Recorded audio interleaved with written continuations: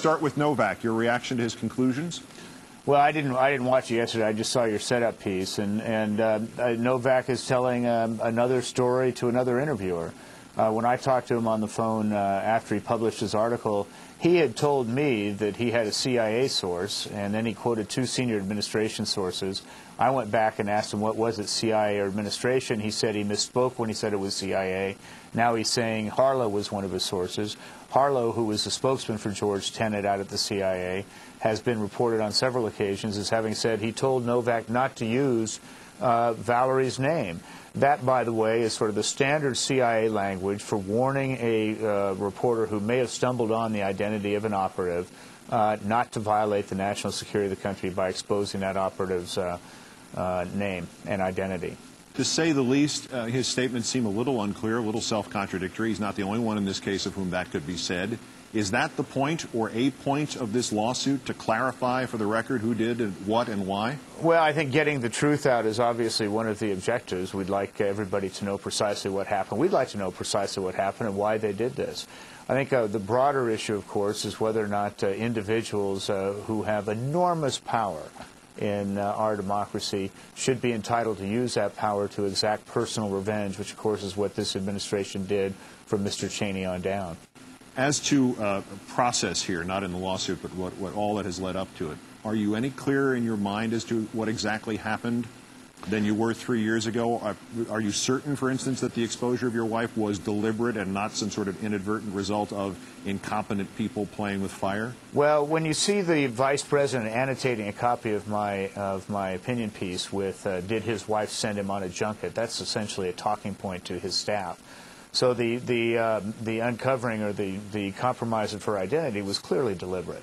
The question is why. I think we now know from a number of the filings in the Libby case that the vice president thought that his manhood was threatened, or certainly that was the excuse, that somehow he felt, having read 3 articles that perhaps I was suggesting he had sent me. Ironically, none of those 3 articles say it. The Christoph article, the Spencer Ackerman article in the New Republic, and my own article all make very clear that it was the office of the vice president that asked the question. It led the CIA to send me. Vice president later acknowledged that he asked the question. Indeed, I would argue the vice president was well within his rights and his obligations to have asked the question, because if Saddam had purchased uranium from Niger, it would have been only for a nuclear program. It was a question worthy of asking. It was a question that got a serious response.